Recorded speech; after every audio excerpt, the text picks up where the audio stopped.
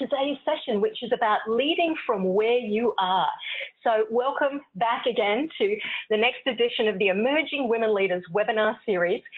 We're talking about how to lead from where you are. And before we dive in with the content, I want to extend a really warm welcome to our 27 corporate partners, our 27 corporate subscribers who are making this program available to women across your organizations. And a very, very special warm welcome back to MetLife and their Women's Leadership Initiative, who are joining us again after taking a break for 1 or 2 years. So welcome back again, everyone at MetLife. If you are enjoying the webinar series and you're currently oh boy, I forgot to turn off my cell phone, folks. Wow, that was not good form. All right, that one's now muted. Become a corporate subscriber if you'd like to go to that next level, to make these programs available to women across your organization. Visit beleaderly.com/corporate webinars to learn more. So, folks, by now you may know who I am. My name is Jo Miller. I am the CEO and founding editor of Be Leaderly, and it's been my mission and passion to help emerging women leaders advance to management and leadership positions for the last 15 or more years in my career. So, again, join us on Twitter. We're tweeting at #BeLeaderly. You can include me. I'm Jo_Miller. And you can include Be Leaderly as well. And as always, get snapping those team pics. We would love to see some pictures of you and your team during the program. So with that, folks, here's what's ahead in our time together. Firstly, our topic is leading from where you are. So I'm going to talk about, is it true that anyone can be a leader? And then we'll have some suggestions on ways that you can volunteer to lead from where you are. So that you can choose your next assignment to lead with or without authority. And then 5 skills that are essential for leading from where you are, based on my survey of 13 incredible leaders who pitched in and helped out with the content for today's program. So you don't need a title to be a leader, and you don't need to lead a team to be a leader. And in this webinar, we'll discuss the difference between leading and managing, along with techniques that you can use to lead and engage and motivate others and make a bigger impact through leadership, even when you have no formal authority in your job description. I'm going to turn off my webcam now so I can go ahead and focus on the content, but I'll be back in the Q&A session later in our time together. Okay, so first question to address, and this was a big one that came in your questions before today's webinar. Can anyone be a leader? And so a few years ago, I was delivering a leadership workshop in San Diego with a group of women at Thermo Fisher Scientific. And one participant raised her hand and asked, can anyone be a leader? And with that, one of the senior level sponsors in the room, Amy Butler, who's a VPGM with Thermo Fisher Scientific, spoke up and said, well, you know what, there's more than one type of leader. I once read that there are 3 types. There are process leaders, there are thought leaders, and people leaders. And you need to figure out which type you are. So yes, anyone can be a leader, but in order to lead from where you are, it can be really useful to figure out which type of leader, which type of leadership best fits your style. So the first is a process leader, and you might be a process leader if you love to attack a stretch goal or a big assignment by breaking it down into an achievable plan, and you can't help but see how the big picture and the finer details mesh together. You're someone with a passion for excellence, and you're always looking out for smarter and faster and better and more cost-effective and more efficient ways to get things done. So just think about whether the process leader style of leadership is a good fit for your own unique personal style. All right, so if you're not a process leader, you might be a thought leader. And a thought leader is someone who's passionate about their area of expertise, and they have a thirst for learning and knowledge. They love to share what they know with others. They're always looking for ways to apply their knowledge to make a difference. And so you might be a thought leader if you're someone who lights up when you discover a challenging problem to solve, or a chance to innovate and create something entirely new. So think about whether being a thought leader might be a great fit for your own personal style. Now, If you're not a process leader and you're fairly certain that you're not a thought leader, well, you might be a people leader. So this might be your style if you're someone who enjoys motivating and empowering and developing others. You care about the well-being of individuals and you care deeply about the team. And there's nothing you enjoy more than seeing others grow and succeed. So think about which style of leader you are. Are you a process leader or a thought leader or a people leader? And I think oftentimes when we hear people ask that question, can I be a leader? Can anyone be a leader? It's because we think everyone needs to squeeze into the third bucket. But of course, as you know, twisting yourself into a pretzel to be something that's not really you is not a recipe for sustainable growth and career development and leadership development. Rather, you need to work from who you truly are. So when we talk about today's topic, leading from where you are, I would propose that it actually starts not from where you are, but rather from who you are. So if you want to stretch and grow and become a stronger leader, no matter what role you're in today, think about who you are as a leader. What are your strengths? What defines you and your unique and valuable leadership style? So if you want to lead, start from who you are, not where you are. And if you'd like to put it another way, you do you, boo. By the way, those of you who are listening to the recording might be wondering, what the heck is this Halloween picture? I'll just let you know that we're delivering this webinar on October 31. So you do you, boo. It's a recipe for great growth and development as a leader. So in order to create the content for today's webinar, I surveyed a number of outstanding female and male leaders in order to present the quotes and the skills that I'm going to share in today's session. First up, I love this quote from Holly Meidel. It's absolutely appropriate to our topic today. She said, there are very few roles today that have command and control type authority. She said, leading by influence is the most powerful form of leadership, and it's something that can be learned. So back to my earlier comment, anyone can be a leader. Leading by influence is something that we all can learn. And she wanted to say that all organizations need leaders at every job level. So it's important to seed your career with early leadership experiences. And if you think back to our previous webinar back in August, my guest speaker was Cindy Pace, who is head of the Global Women's Leadership Initiative at MetLife. And when she did her doctoral research, she explored the career aspirations of diverse women and their journeys as they progressed towards top corporate leadership roles. And she studied and documented some of the lessons that they learned along the way.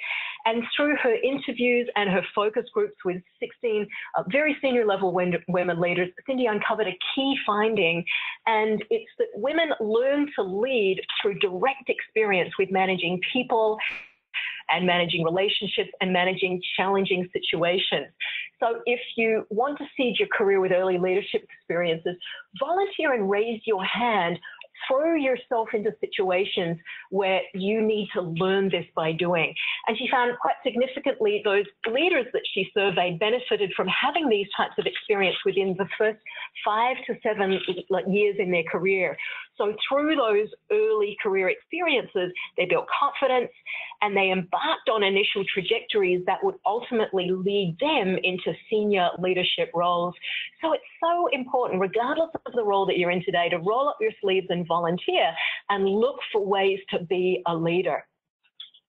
Jody Mahoney is Senior Vice President of Business Development with the Anita Borg Institute, and she said, don't rely on positional power. Saying, do this because I said so, is the weakest form of leadership.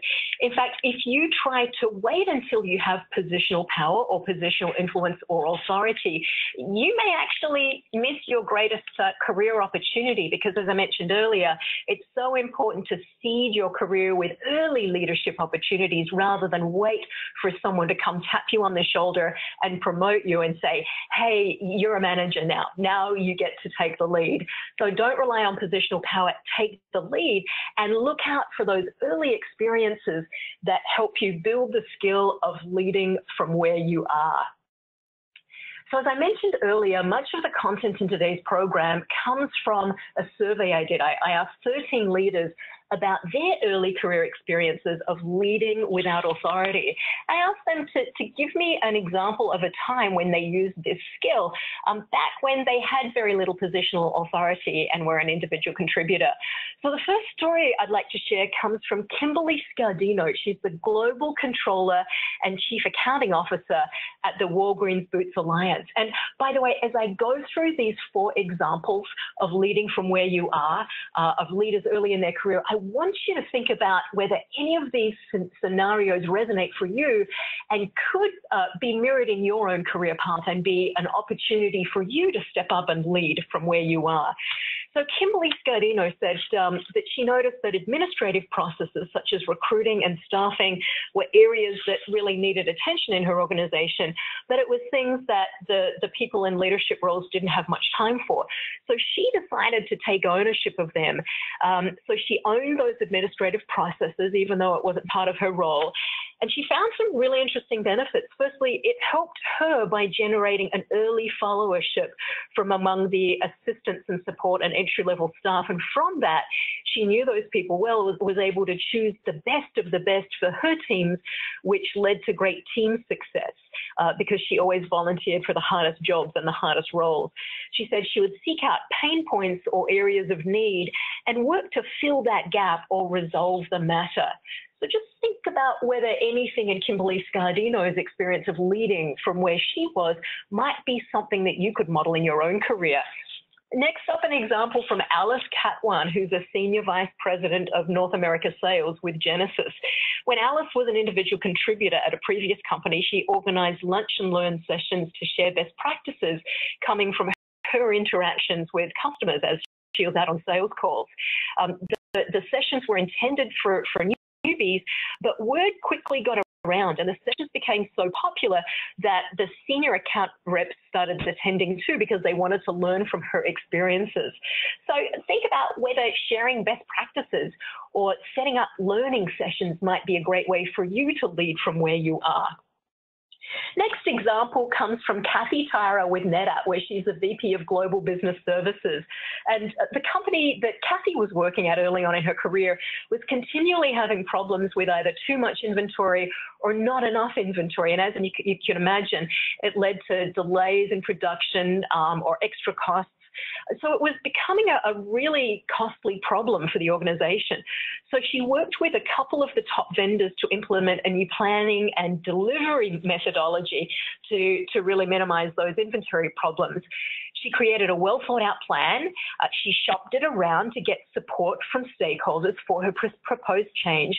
And she spent a lot of time thinking through and planning out how this might actually work and creating presentations to communicate that idea, soliciting input from co-workers, managers, other stakeholders and suppliers. And by using that collaborative process, she was able to get inputs, gain ideas, and ultimately everyone felt like they had ownership of the implementation, which of course, as you can imagine, was a big success.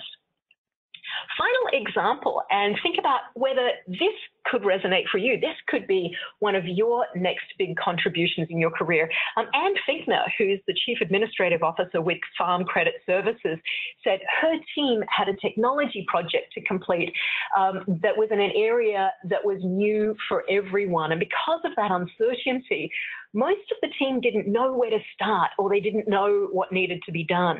So she offered to take the lead. She volunteered despite the uncertainty and took the lead on behalf of the team. So this required her doing a lot of listening and learning and becoming familiar with the expectations, engaging teammates, educating everyone, explaining why the project was important and involving them when it came to implementation. So again, everyone was able to have ownership.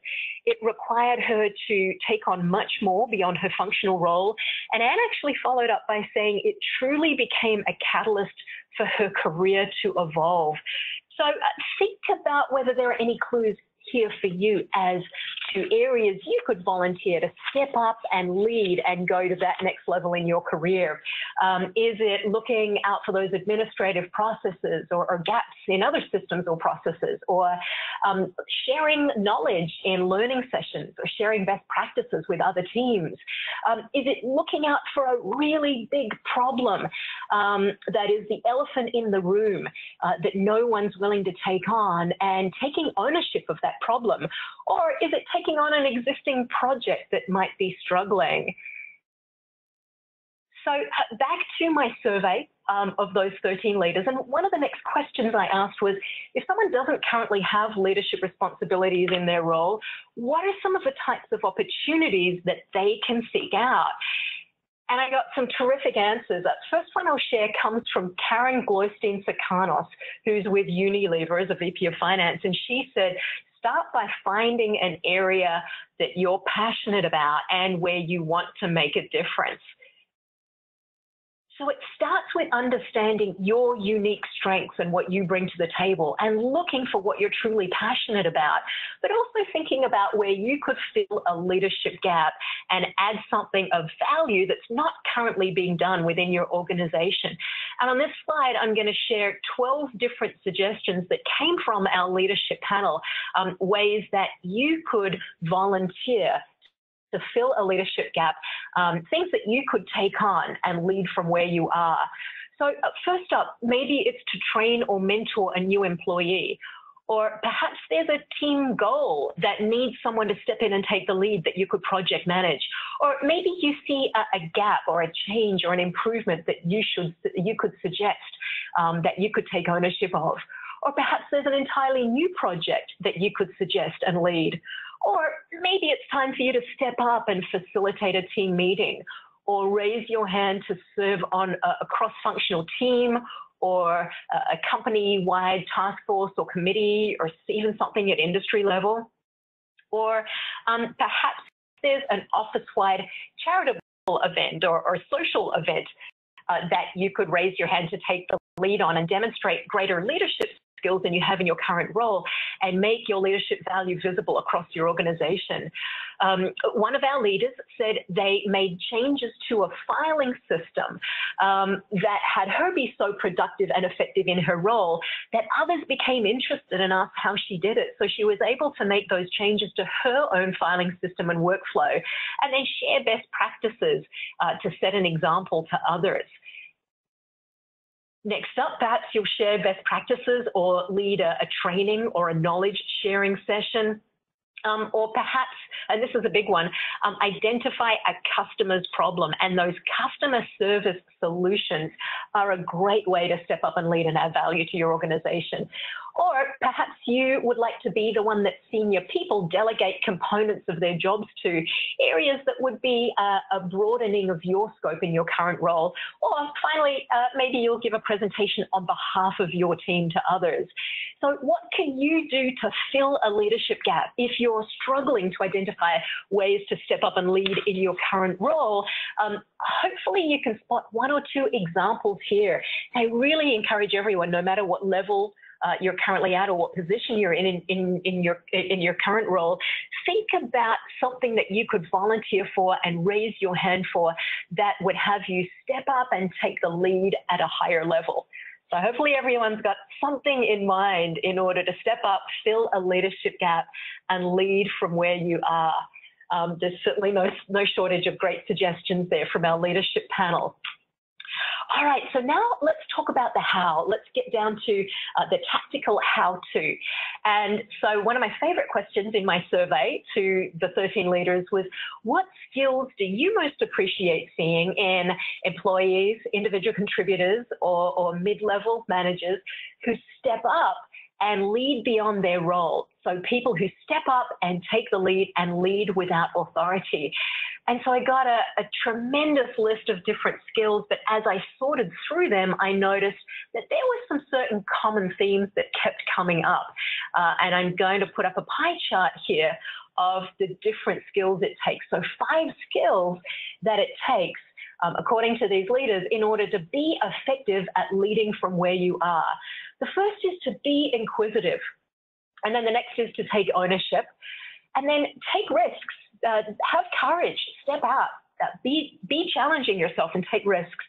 Next one I'll call be a practical visionary, and I'll share a little more about what that means when I do a deeper dive into each of these areas in just a moment. And then finally, they all agreed resoundingly that it's not about you anymore. When you lead from where you are, you really need to put the team and put others first. So just think about, of these 5 skill areas, which of these are you strong in, and which ones might you want to work on and strengthen in order to step up to a new level when it comes to leading without authority. So what I'm going to do is do a deeper dive now into each of the 5 areas. And as I do, I really encourage you to think about, again, which of these are your strengths and which of these could you work on and strengthen in order to be more effective. And so as I'm going through these, open up the questions bar on the webinar control panel and send me a note. Let me know which of these are resonating most for you and which you intend to take on and put into practice. And also send me suggestions. If this is something that you're already good at, we want to hear from you with your suggestions so we can share those with the group. So go ahead and tweet your responses or open up the webinar control panel and send us a note. But as you can see, after you've volunteered for some type of gap filling or assignment or leading a project, the first step you need to take is be inquisitive. And something that our leaders agreed on was the importance of being a good listener and doing your research and asking questions before you step out and take the lead and set direction. And so what I'm sharing now are some of the suggestions that came from the leadership survey. So one of our leaders said, ask questions before setting direction. Another expressed the importance of showing enthusiasm and demonstrating your willingness and desire to learn, but also being a really good listener. So do your research. If you're stepping up to lead something that your company's not done before or that you've never done before, take a deep dive into the research, much like some of our earlier examples from those leaders. You know, they did a listening tour. They asked stakeholders what problems or challenges they might be facing. They asked the team what needed to be done differently. So get out, do your listening tour and do your research. And as you do that, you're aiming to do 2 things. One is to understand the viewpoints of your stakeholders, of everyone that's involved in whatever it is you're stepping up to lead, but also develop a really well-rounded view of the issue. And we had a note come through from Julie, one of our participants, and she said she really appreciates the challenge to be inquisitive. She said it's truly a strength for her. Interestingly enough, she said it often seems combative. And so for Julie and anyone else who finds that when you're being inquisitive, it seems combative, one of the things you really want to do is start to understand the challenges, the viewpoints, the motivations of all of your stakeholders. And in doing so, send some messages, communicate that you're truly on their side. So it goes from being combative to consultative and collaborative. But also, don't be afraid to ask for help. Don't be afraid to ask for guidance. And a little later in the 5 skill sets, I'm going to share one that's about really enlisting the assistance from people all around you in your network. So taking a truly collaborative approach. One of the leaders in our survey said, don't be afraid to ask for help. People love sharing their knowledge. And by and large, they'll be happy to help you. Holly Meidel, who was one of our webinar speakers early in the year, put it so well when she said, I most appreciate the skill of listening to others before stepping out to lead. So before you step out decisively to make an impact and take the lead, do your listening tour. So when it comes to listening and doing your initial listening tour, here's a great suggestion from Dr. Patty Fletcher, who's the CEO with the PSD Network and has held senior level executive marketing roles in the past with companies like SAP. She said, once you've identified the change you want to make, create a stakeholder map of those who will be most impacted. Then using that map, you can do a listening tour and ask a lot of questions on that listening tour. People love to share their experiences and they'll be willing to help. So, of course, your first step is to start by being inquisitive, be a lifelong learner, do your listening tour, and really start to understand the viewpoints and your issue.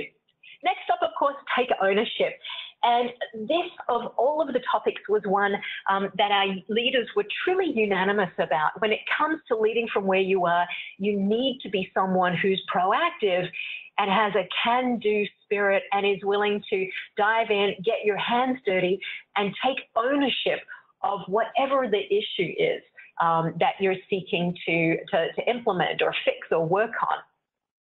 They said, notice and assist with problems outside your role, and you can demonstrate ownership by helping to solve the pain points that might not be any particular individual's mandate, that you step up and take accountability for solving those all the same. One leader I spoke to just yesterday said that one of the skills she most appreciates in early career individuals who lead without authority is that they take personal accountability for the outcome. They don't rely on her as an executive to be accountable. So take personal accountability both in how you communicate, but also demonstrate that through your actions. That the buck stops with you and you're here to be proactive and take ownership and lead. Layla Parashmi was one of our previous webinar speakers in our session on leading change, and she's also someone who has a great deal of experience leading large-scale change initiatives across big organizations, and she's done that from individual contributor roles or just having a small team to work with. And what she said is, see a gap, fill a gap. So see those leadership gaps and be the one that owns them. Take ownership of filling that gap. All right, so we've talked about being inquisitive, being a great listener, doing your listening tour, and we've also talked about stepping in to fill a gap and take ownership and being proactive. Next up is take risks. And the leaders who responded with tips on risk-taking in my survey were really passionate about the importance of risk-taking if you want to step up and lead. One of those leaders said that leadership is a skill that's only learned by doing. You've got to dive in and roll up your sleeves and try. So if you want to lead without authority, you must take risks. So as I mentioned earlier, you want to fill that gap and volunteer for something that you or your organization has never done before. And what this means is you need to place a bet on yourself. You need to have confidence and step up and take the lead, even if you're not entirely sure of how you're going to get there or what the outcome is. So have courage, step up, take risks, and don't be afraid to fail. And also don't be afraid to learn from those failures. So if you want to lead, you must take risks. So think about whether this might be the #1 skill for you to work on in your journey to leading from where you are. Jody Mahoney with Anita Borg Institute said, step up to the risk of leading, whether or not you have the authority. Leadership is risky and you must embrace it. Try to do new things, fail, recover, and eventually succeed. And she actually went on to say, no one's going to see you as a leader unless you're willing to take risks. By the way, we heard from Rosemary, one of our participants, who said that take risks is one of the areas that she's actively working on right now. So if you want to step up and lead, if you want to lead without authority and lead from where you are, #1, be inquisitive. #2, take ownership. #3, step out, have confidence, be bold, have courage, and take risks. #4 in our skill sets for leading from where you are is to be a practical visionary. All right? Be a practical visionary. Let me explain. So one of our leaders said, if you want to effectively lead from where you are, you need to start with being someone who has a passion for change and improvement. And that means that you're able to look into the future and see a future state that is different from the way things are today. Now, this is a skill that you can learn, I promise. You can learn to be a visionary. Start small. Start by envisioning where you want to be an hour from today, or a day from today, or a week from today. Write down that vision and hold yourself accountable to making that vision a reality. And once you've built the skill of being a personal visionary and being able to look into the future, imagine that future state, and hold yourself accountable for taking steps to get there, then it's time to start to express a more collaborative vision. So think about where the team or your product or a certain problem or gap could be in future, and see if you can develop a clear vision and be able to see that end result. And I promise you, it sounds like kind of a lofty thing being a visionary, but it is absolutely a skill that you can practice and develop. So think about something you would like to change or build or improve, and develop that clear vision so that you can see the end result. And now it's time to get collaborative with your vision and communicate it as clearly as you can to others while explaining why it matters. And hopefully from your earlier listening to it, you have started to understand what's at stake for those that you're working with. What are their challenges? What are their viewpoints on what needs to change? And as you communicate your vision, you can start to explain why it matters to each individual. And as you have those conversations and maybe, tweak and polish and workshop your vision with others, you'll find that this is a great way to get others on board to collaborate with you. So ultimately, by sharing that vision, you can start to create energy and excitement and even unity around your vision and around your issue. Now, I say be a practical visionary, because if you want to build a reputation as someone who's able to lead from where you are, you need to be able to deliver against that vision. So you need to be accountable. And it starts with understanding where your priority fits within the other priorities, as one of our leaders said. But ultimately, have a bias for action. So be action-oriented. Keep your eye on the prize. Keep your eye on your vision, even as you work with your team and collaborate to drive it forward toward resolution. So as you're starting out to be a practical vision, maybe start with small goals, and then as you get more familiar with this skill of developing the vision, seeing the end result, communicating it to others, sharing what's in it and why it matters for them, and creating unity around the issue. Start small, and as you start to build that skill and build that muscle of connecting vision to action, you can start to grow and stretch and start to make a bigger difference. Layla Parhashmi with Ancestry, who I quoted earlier, said that as you start out, even as an individual contributor, if you focus on really leading change, you can impact 10 people. Over time, you might be able to stretch that influence to 100 people.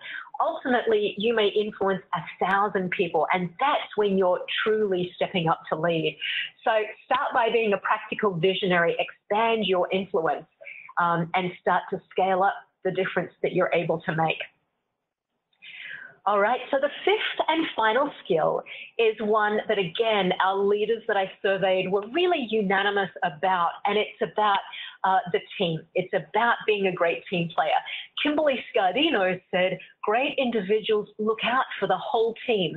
They take folks under their wing. So when you're being inquisitive, when you're taking ownership, when you're stepping out to take risks, and being a practical visionary, don't forget to put the team first.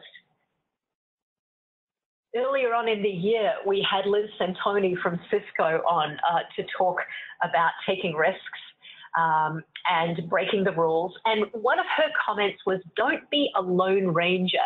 You need to work with the team and your leadership and your stakeholders. So it starts out by building great relationships and building trust and engagement. Now, oftentimes we think a leader needs to lead from the front, but one thing that some of our leaders mentioned was that you need to be collaborative. You need to have patience with others and be humble, and remember, no one knows it all. So be a collaborative, empathetic leader. And also be transparent about what's happening behind the scenes. Communicate clearly so people know what's being done and what's going on. Call out others who do great work. So make sure that you're giving credit to the team, having them know that their efforts are appreciated, showcasing them, putting them in the spotlight. And at the same time, as you build your network, and as you do your listening tour and start to understand different stakeholders and what's important to them, develop the ability to work with different types of people. So develop that ability to work with and engage and build unity and collaboration among different types of personalities. Now, don't forget that your team's not just you and your immediate colleagues. This includes your management chain, senior leaders, and other stakeholders and advocates. And one of the great tips that I gained from these leaders was the importance early on of enlisting support from decision makers and leaders. So don't go it alone. Don't be that lone ranger. Don't try to be the hero, but rather it's okay to enlist support from other decision makers. And in fact, if you can get some key influencers on board and bought into whatever it is you're trying to lead, you might see your project move forward much more rapidly than you could move it forward alone. But it means doing what I call the meeting before the meeting. So before you launch your initiative or present it to leaders, or before you start work on your plan and get others moving, it really pays to take your idea around to key decision makers and leaders and advocates and stakeholders and run it by them and ask them, does this sound like a good idea? Does this align with your goals? Does this support initiatives in your area? And what challenges do you see, or what changes do I make? And then go in for the ask, and will you support me when I make my proposal? Or will you support me when it comes time to deliver and take action? So putting the team first doesn't just mean collaborating effectively with your direct management and other team members. It really means building a very influential and supportive network of all those around you who have a stake in whatever it is you're hoping to achieve. So skill number 5 is put the team first. Tracy Cote, the Chief People Officer at Genesis, said, listen to people, really listen, not just with your ears, but with your eyes and your instincts. Understand their motivations, and you'll understand how to motivate them. So be an extraordinary listener and put the team first. So let's look back over the model. As you recall, I asked 13 leaders, what are the skills that you most appreciate in early career individuals who step up and lead without authority? And I narrowed down their answers to these 5 core skills. As I read through the list one more time, think about which of these are you strong in, but also which of these might you want to work on and strengthen and build on and grow in? Is it that you want to be inquisitive, be a great listener, do your research, do your listening tour, and develop a deep understanding of your issue, but also the viewpoints of all of your stakeholders? Is it to take ownership, to step in and fill a leadership gap that might be outside your area of mandate, or might be something that your company's never done, but you say, I am going to be accountable, I will own this issue, the buck stops with me? Or is it that it's time for you to take risks and step up and play a bigger game and lead something that stretches your skills into unknown territory, or tries to achieve something that your organization's never seen before? So is it to step up, take risks, be bold, and have courage? Or is it for you to sharpen up your skills as a practical visionary? Do you need to start to envision that future state? Map out the steps that need to happen, build unity among those around you, and then be accountable for making that vision a reality?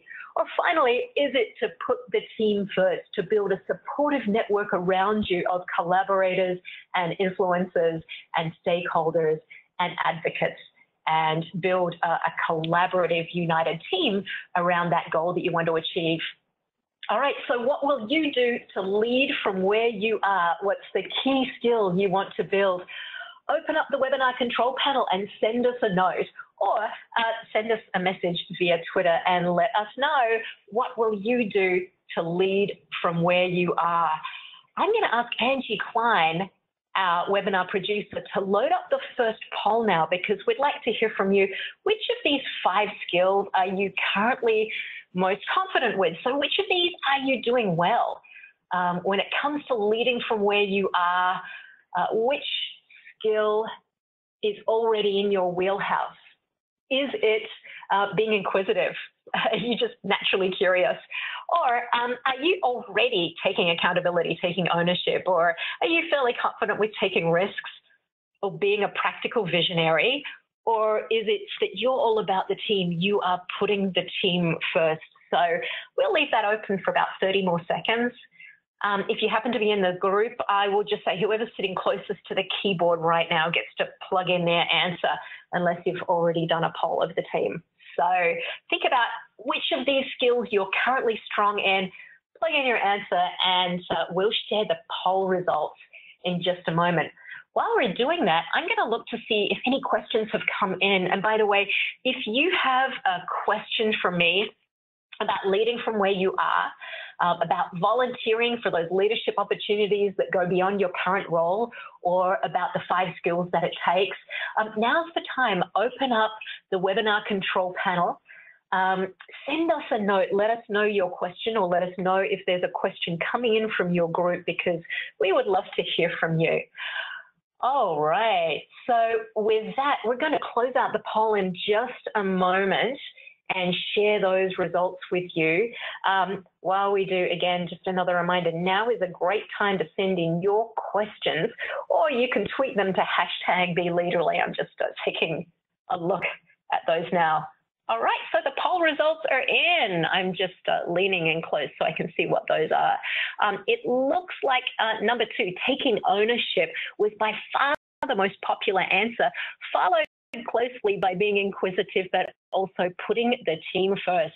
So I love that. We have folks ready to step up and take accountability and take ownership of those issues. All right, we'll just hide away the poll results for you. And thanks everyone who participated in the poll.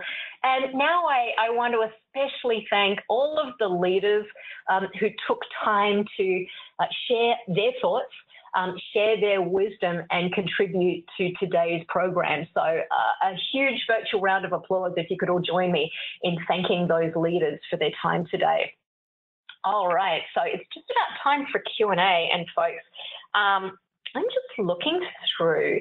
I do not see anything that's come in, but what I'm going to do is go ahead all the same and share some of the tweets that have come in. So Maureen Osborne has said, in terms of leadership skills, that taking ownership is her key to success. Rebecca has tweeted, treating people like individuals is her favorite way to be leaderly and take the lead. So thanks to those of you who sent your tweets and your comments in. Again, now is the time to send your questions in if you haven't already done so. Today, our topic was all about leading from where you are, and we talked about, can anyone be a leader? And yes, indeed, you can, but it means leading from who you are and understanding, are you a process leader or a thought leader or a people leader? And then next up, leading from where you are, we talked about 4 different examples of leaders who've used this skill early on in their career. And we talked about the different opportunities that you can raise your hand and volunteer for, and then our 5 skills. All right, so now we're getting to Q&A, and thanks those of you who just sent in your questions. First up, I'm going to go to Adrian, who asked, how do you find the gaps? All right, Adrian, great question. And, you know, I'll start by saying the gaps don't always look like a perfect leadership opportunity. You know, this gap that's just inviting you to step in and be brilliant and take the lead and showcase your leadership skills. Often they look like some negativity. People are complaining. Customers might be upset, or maybe there's a lingering problem, you know, like that inventory example from one of our leaders earlier in the session. Inventory was either too little or too much. It was causing delays. It was causing added expenses. So look for where the problems are and the gaps. And maybe even, you know, a little like my approach to this session, maybe just send out a survey to people that you enjoy supporting or enjoy collaborating with, and just say, I'm looking to learn more about our area of the business. Tell me, what are the things that are going well? And what are some of the challenges? What's not going well? And as you do that survey or speak with individuals or do a listening tour, Adrian, over time, you'll start to understand the problems, the pain points, the challenges, the things that people are complaining about. And in doing that, you might start to see a place where you can fill a leadership gap. All right. Got my webcam back on again. So next question comes in from Deanna, and she talked about putting the team first, but she said, what if you have a dysfunctional team? Well, Deanna, that right there, bam, that's a gap. As I was just sharing in answer to Adrian's question, you want to look for the problems, the issues. The dysfunctional team might be one of your opportunities to step in and lead, because until you close that gap, it might be very hard for you to find other ways. So is there a way that you could create a team building event and bring in a skilled facilitator to do one of those team assessments to understand different work styles and different communication styles and how you might better mesh as a team? Or is it doing a fun event? Some studies have shown if a group of people do an event together that it induces an adrenaline rush, it bonds the team. So, go ride roller coasters for a day together. Get out of the office and do a physical activity that gets the adrenaline pumping. So again, you asked about putting the team first when you have a dysfunctional team. I think that right there is an ideal gap for you to step up and lead from where you are. Might be one of those risky and scary ones too. All right, so AJ has asked, what are good ways to reach out to other colleagues in a virtual office? And by the way, AJ, I'll share, anyone who's listening in today who's working from a virtual office is so pleased that you asked that question, because I can guarantee that they feel like they're not always included, that they're not as much a part of the team. So I want you to think about creating a level playing field in your team meetings. So have team meetings that are virtual. As much as you have meetings in an office in a group and have your virtual team members dial in, change it up so everyone's virtual, and do, like a group Skype, a video conference or a Google Hangout, so that there's a level playing field, and do some virtual team building activities. And it could be as simple as just having everyone bring their favorite, hot beverage in their favorite mug and describe where they got it from, or share pictures of their family or pets. So you want to create this level playing field by taking your meetings into the virtual world and building in time for team building with your virtual team. And as you maybe have others lead those meetings, revolve around so that your virtual team members get as much ownership in those conversations. They get to speak up and they get opportunities to lead the team as well. But AJ, I'm sensing that this gap, including your virtual team members, might be a gap for you to fill in, a way to lead from where you are. Karen asks a terrific question. What if all three types of leader have elements that you are most passionate about? Is it possible to be a super leader? wow, and I think as you progress in your career, or maybe now as you're starting out, it is absolutely possible to be all three types of leader. But over time, what you might want to think about is, if all of these three are your passions, which area of leadership best fits your skills and strengths, but also allows you to provide tremendous value from your organization? So you're kind of building a Venn diagram. There's your three types of leadership in one bubble: a people leader, process leader, thought leader. In the next circle in your Venn diagram, what are your skills and strengths? But the third area is, what does your organization need from you that you can contribute that would be of great value? And as you narrow in on that sweet spot in the middle of that Venn diagram, it might lead you toward one of those areas of leadership where you can offer the greatest value, something you can truly become known for. By the way, thanks everyone for sending in these questions. These are great. You're making me think and learn too.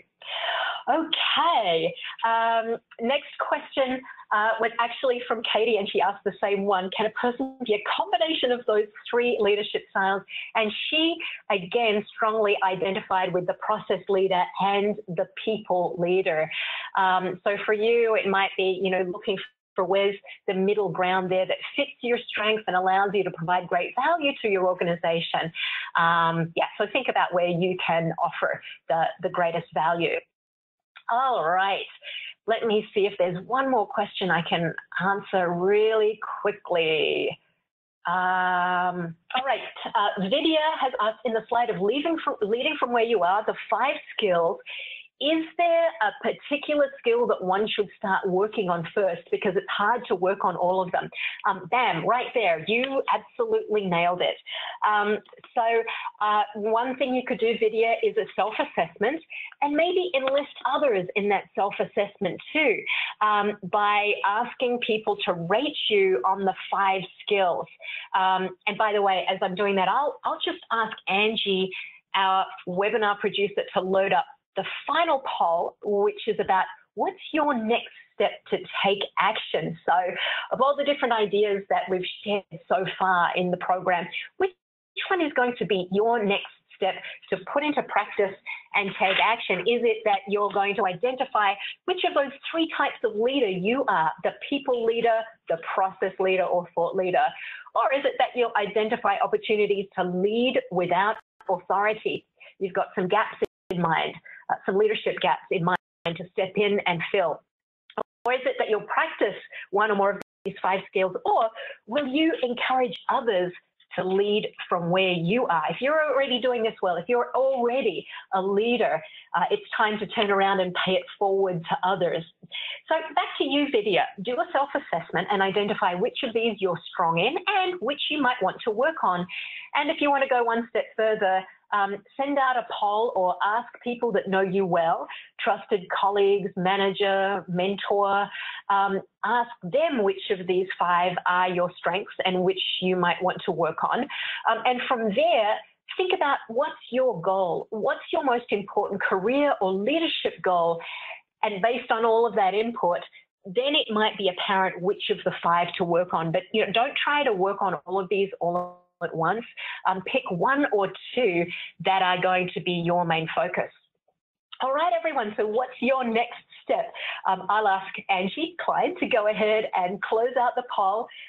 We'll share the results with you in just a moment. So coming right up, those poll results, what have you, our audience, told us you're taking away from this webinar as your very next step? And wow, I'm kind of surprised. Maybe you are too. It looks like finding opportunities to lead without authority are your big next step to take, followed by practicing the 5 skills. So thanks everyone for sharing those next steps you'd like to take. We're going to close out the poll. And I'm going to share just a couple quick follow-up resources for those of you who want to take this a little further. So first up in this resources list, I have a couple articles. One is called Not a People Leader.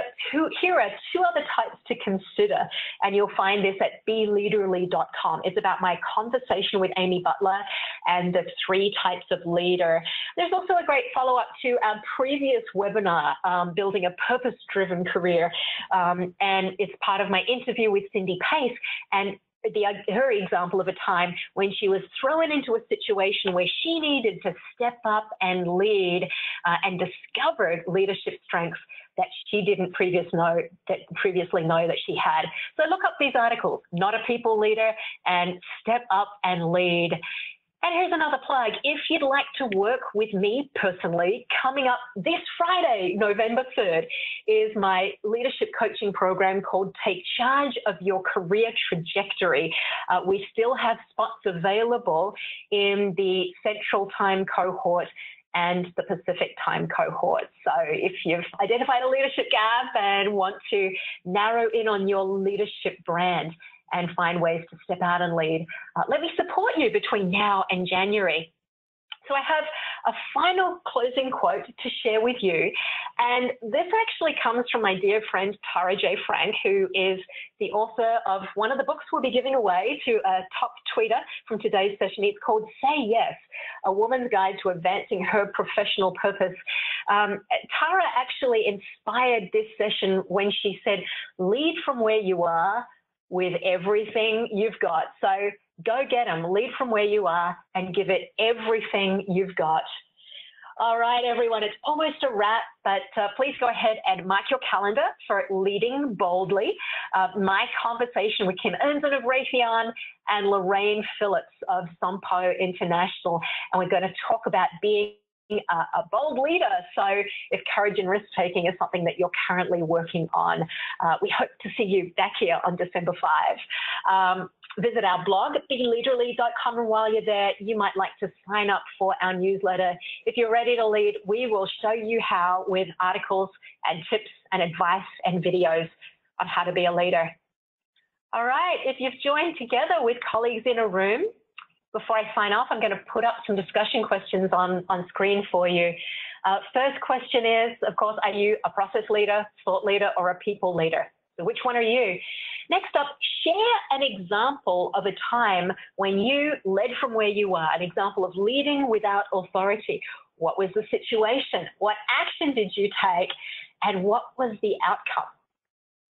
Next up, what are some future leadership opportunities that you could volunteer for? So where do you see those leadership gaps that you could step up and take the lead and fill those gaps? And then finally, which of the 5 skills for leading without authority are the ones that you most need to work on and focus and use in that situation? So with that, everyone, time for me to sign off. We'll leave these discussion questions back on screen for the next 30 minutes. Have a happy Halloween, everyone.